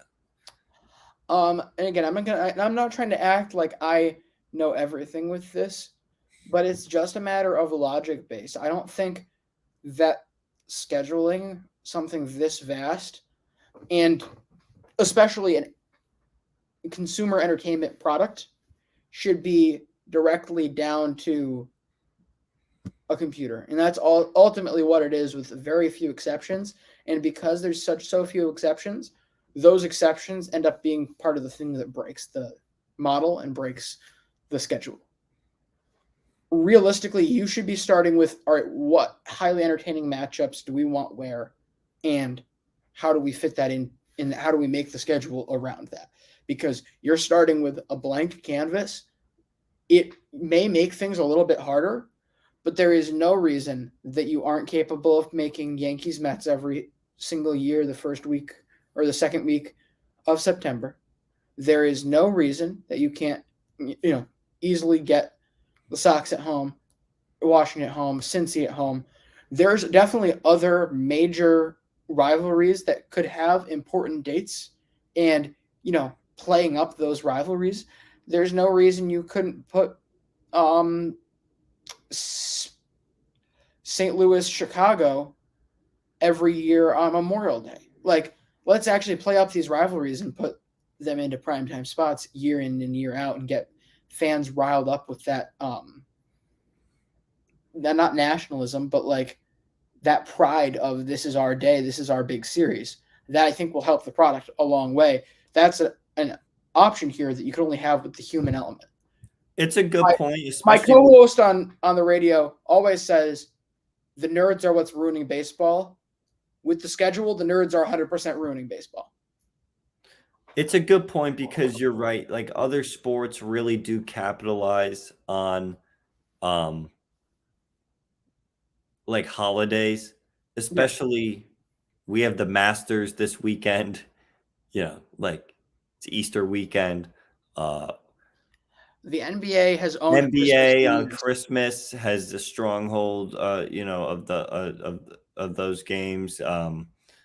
NFL on Thanksgiving. I'm trying to think.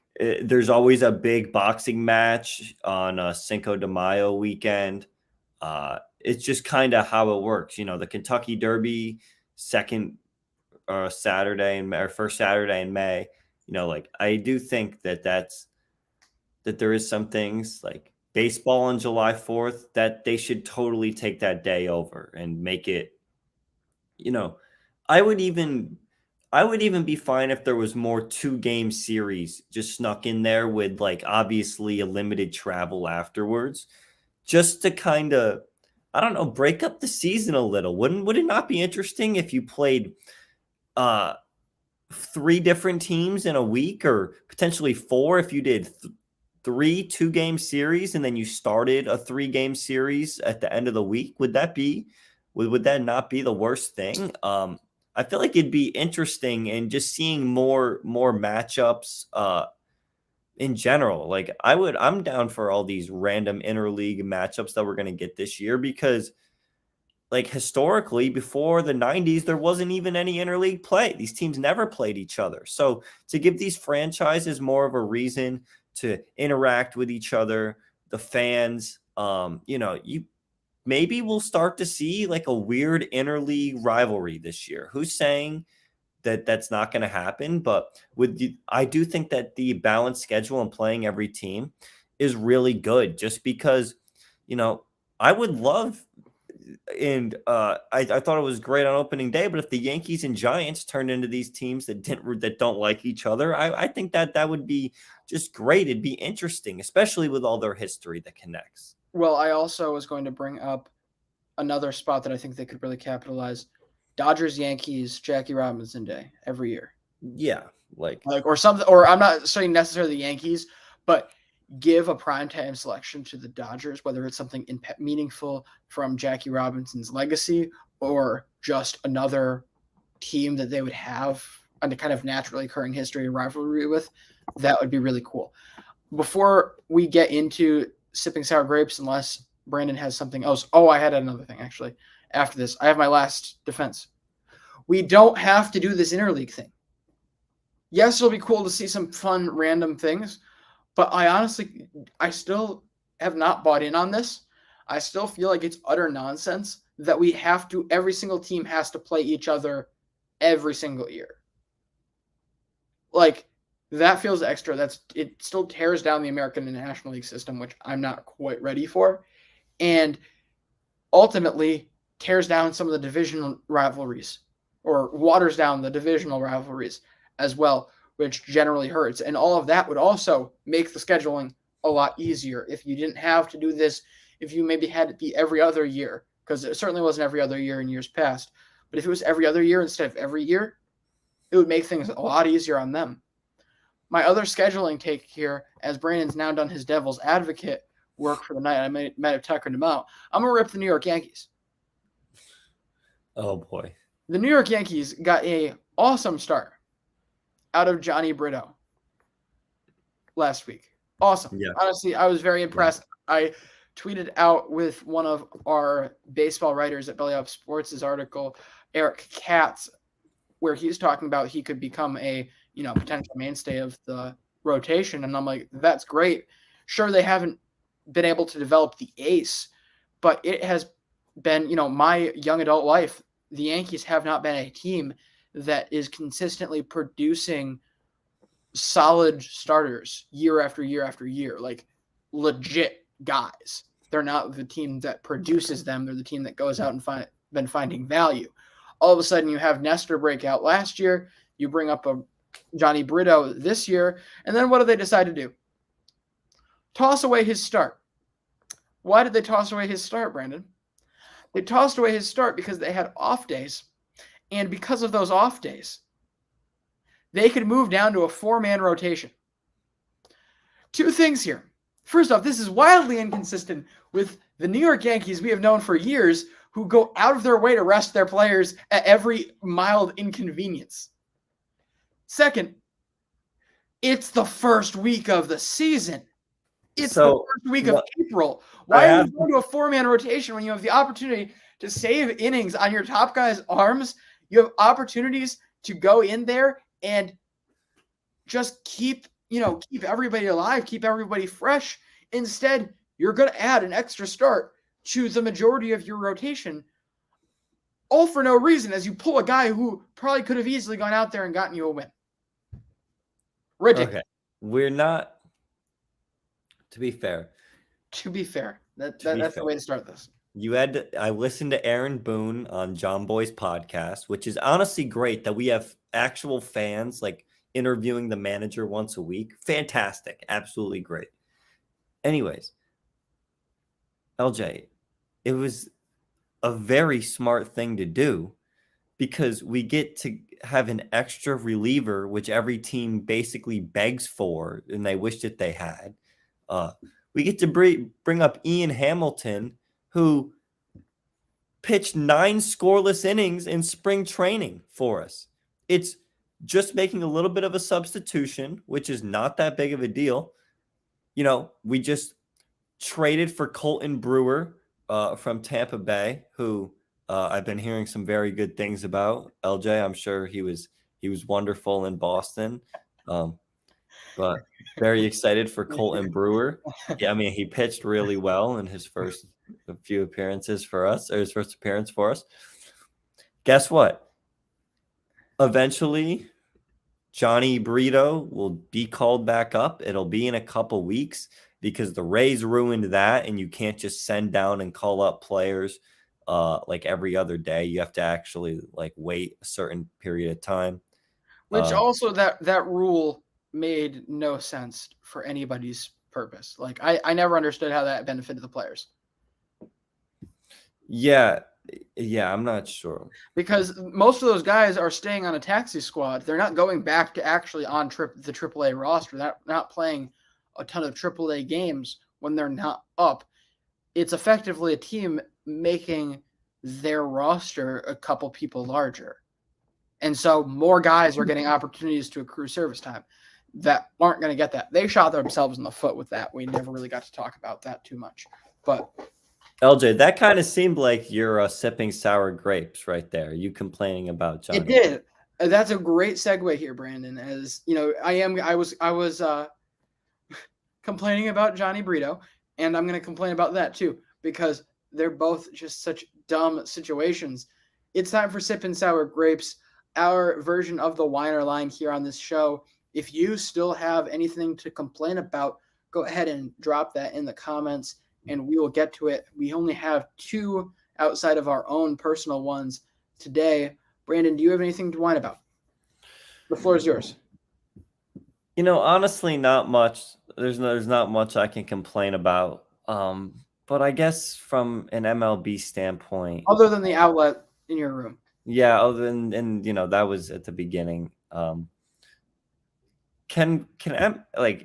And I get that this is a part of just how sports culture is now. But the overreactions in the first week of the MLB season that I see, and these big media companies and Ben Verlander and all these guys. I don't understand. Marcus Stroman's going to win MVP. putting putting out their power rankings and all this stuff. It's just like, what are we doing? Like, we're 6 games into the season. Can we slow down and just enjoy? We don't need to be jumping on the Kevin kind of alluded to it when people are asking him, should I drop Sean Murphy in fantasy? Jesus, LJ, I wish that someone would drop Sean Murphy in fantasy. I mean, please go do that. If you're really overreacting to what is a maximum of like 30 plate appearances for your favorite player or for any player for that matter, you just slow down. They're going to get, way more. And I guess that's just part of every sport is, and now we love all the talking head arguing shows with the overreactions, but just so early into the season, some of this stuff, it's like, give it a rest. Baseball is the one sport where you need a big sample size to be able to justify any line of thought, it seems. I mean, yes, I think the big issue we have here is the hate, because you want to just sit here and enjoy baseball for what it is at this point in the season and just be happy it's back. Part of that, too, can be living in the moment. If your team is 4-1 right now, you're pretty darn sure you're going to the World Series. And that's a fun way to live for a little bit. So I would never take that away from somebody. But a lot of the hate for an early struggling week, it does get to be too much, because these guys will probably have a lot worse struggles in June or July that no one will notice, because the sample size on their season average and season stats is going to be large enough to make it less noticeable for people how bad you've been playing for like a 2-3 week stretch. So it's just a matter of, being right at the right time. We had a comment earlier going all over Julio Rodriguez for MVP. He's another guy I don't actually feel has started that well. I mean, just like last year. Let's not forget he's leading the league in strikeouts again at this point in the season. This guy clearly cannot develop his eye early enough into the season, but that doesn't mean that he's not, a great player or necessarily an MVP candidate. Frankly, with the way he's playing and the fact that he still has an 833 OPS through the first week, that's some scary stuff. That's something to really be concerned with. LJ, what are your sipping sour grapes? Or do we have some listeners submitted? We will get to the listeners in a minute, but my sipping sour grapes, right after I said let's not overreact into the hate too early, this Red Sox defense might be the worst thing I've ever seen. Literally just exactly what I said. We got to chill with the overreactions. LJ comes out. I'm pretty sure that this Red Sox team provides less defense than Ross's broken condom and Friends. Okay, wait, question. On a relative scale. Brandon's still trying to process what I just said there, but I got it very, very well. What was worse, the 2020 Phillies bullpen or this year's Red Sox defense? Because the 2020 Phillies bullpen had it was one of the worst bullpen ERAs ever, if not the worst ever. Could this be catastrophically bad, LJ? This could be catastrophically bad. This is going to be the a major reason behind all of this team's failures. And I mean this genuinely. Having watched them play, it's not just incapability. And I say this loving what Adam Duvall's done so far. Offensively, he's been great. He does not cover ground like a true center fielder. Because he's not. I believe that you're playing him in center field. It's crazy. He's not. And so I sat out in those bleachers watching him. The closest the first night, second closest the second night person to where I was sitting was him. And I'm like, I felt like a pretender watching him out there and saying that's our everyday center fielder. He just does not cover that ground. He's doing well with what he's got, but he doesn't cover that ground. Kike, looks like a guy who has not played shortstop regularly in at least 80 years. And hopefully it comes back to him, but by the day, I'm becoming less and less convinced. And that's without mentioning the million mental errors that almost solely lost us the Pittsburgh series. First night, you have Cutter Crawford rolling well. Gets one unlucky hit Kike couldn't get to out in the outfield. Has that terrible error, or seemingly terrible error from Devers that gets the second guy on. The truth of that whole situation was the wind that night was ridiculous, and Yoshida or Kike should have been calling him off, as they'd be running into the play and could be better prepared to react to that ball changing than the guy who's been settled under it for a minute. Those are mental errors. Tristan Casher is a guy who has had a great plays with the glove this week, also being the same guy who threw to third base on an infield hit. They didn't get the runner. The first baseman standing right next to the bag doesn't touch the bag before going to third. It's this stuff, these little mental errors that should be, worked out of you by the manager in the spring, that are holding this team back because don't have a good enough starting staff to be able to pitch well while all these things are happening around it. Like, they need the rest of the team to step up and pull their weight in order for this rotation to be successful, and they're not going to be, especially when you have a pathetic excuse for a catching group. Reese McGuire is an awful. He stroked a ball the other day, LJ. I mean, he jacked it. I can't right now. I can't. I swear, I can't. But with that being said, he can't throw down. Never really was able to before. Certainly can't now with guys running on first motion, and that's going to hold this team back. People want to steal on this Red Sox team. I mean, I can't seem to find any of these statistics while I'm trying to talk, but this is one of the worst defensive run saves team out there. One of the worst teams. That's a phony stat. You don't gotta worry about it. It's a phony stat. It was trying to tell me IKF was a good shortstop, and I was like, no. Yeah, but it's really good at telling you who's bad.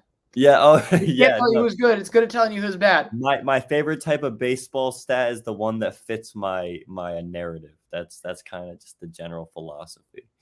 And honestly, though, but ultimately, it's just so frustrating because here we are sitting in a world where defensive catchers are at a premium and the most important thing, and this group looks this bad when you easily could have paid for a really good defensive catcher out in the open market this winter. These guys should have known better than us how important the catcher would be this year. And yet we sit here with this. But those are my sour grapes. Brandon, any more thoughts? No, I think we should get to the few listener submitted ones and then let's get out of here. I just lost the listener submitted ones. There we are. This is from our friends over at the Baseball and Whatever podcast. Padres fans should stop whining about how Eric Hosmer didn't live up to his contract. Interesting. Okay. I like that. I buy this. I 100% buy into this because two reasons. First off, your team is willing to spend money, so you've gotten enough contract hits and a good enough team that you don't need to rip the guy that wasn't worth it. Especially now that he's gone, it almost feels disrespectful because Eric Hosmer's the type of guy where I genuinely feel like tried his best. Yeah. It's not his fault that he was past his prime when he got there and honestly was given too good a contract by the Padres. That's the Padres' fault. Second, there's no impact on you. This team is not strapped for cash. This team is not worried to spend money because of this contract. Otherwise, they wouldn't have gone out and gotten Machado, re-signed Tatis, traded and re-signed Darvish, traded for Soto, signed Bogarts. They keep making these moves. It's clear and ever-present sign that none of the things that happened with Eric Hosmer scared them off one bit. So you have no negative to it, and it's not really anyone's fault other than your own, that there wasn't a positive to it, it's a point for a group of people who don't have anything genuine to complain about right now because life has been going so well. They also paid the Red Sox to take him off their books at the end of the year. Remember, Yes. they in that trade they sent cash over. I just looked it up.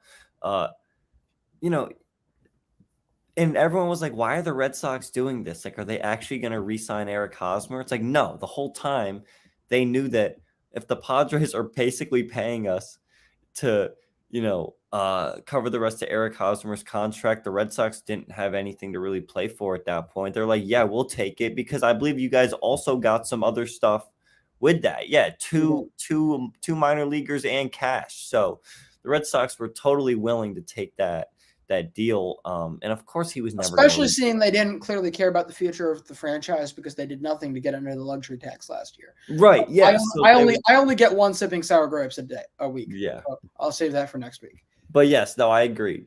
Padres fans should not be complaining, especially when you just spend all that money. Like, stop. All right. Next up, 1420 Sports Bar Podcast came on in here and said, Baseball Hall of Fame voters who submit empty ballots drive me nuts. Brandon, your thoughts? Yes, you should. Me personally, I'm not a small hall guy whatsoever. I think there's a lot of players that are deserving to get into the Hall of Fame. I found myself, I always do a ballot. It obviously doesn't count for anything. I use 10 pretty much every year. This year, you could have justified 8 or 9, definitely, but I'm a big supporter in using all your votes and strategically using votes to get guys above that 5% threshold. I think needs to be used more because some of these guys, it's crazy that they don't even stay on the ballot for more than a year when they're much more deserving than that. Yeah, I've given my take on the strategy of all of this plenty of times. I'm a firm believer that you don't need to be a Hall of Famer to be honored in this system, and not everybody who's honored should be in the Hall of Fame. But there is definitely something to be said for making it a second year on the ballot. That is a huge thing to me. To be able to be if I was a guy who didn't make the Hall of Fame, but I was good enough in my prime for people to say, okay, you deserve a second year on this ballot. Frankly, I think there have been some guys that have had an injustice done to them because this treatment wasn't given to them. In recent times, Tim Lincecum 100% goes into that conversation. With that being said, I tend more small hall than Brandon does when it comes to my legitimate votes. What I did was I went through, and I think I only ended up with 3 or 4 this year. Interesting. Off the top of my head, that I genuinely felt like were Hall of Famers. Like actual guys who I wanted in the Hall of Fame, didn't just want to stay on a year. And then the rest of my ballot ended up getting out to like 8 or 9 guys because of the other situation, the other scenario where I'm trying to get guys on that ballot that extra year. That's where the majority of my votes went. And so ultimately, if you don't feel like anyone is a Hall of Famer, I'm going to stand by these people. Because if you don't think any of them are deserving of the highest honor in sports, then they aren't deserving. And you shouldn't feel like you are obligated to vote for just anyone. With that being said, the majority of this is just people seeking attention. I'm going to be flat out with that because there are very few years where there's actually no one worthy of being in the Hall of Fame. Absolutely. I can totally get behind that. LJ, do we think we should call it quits?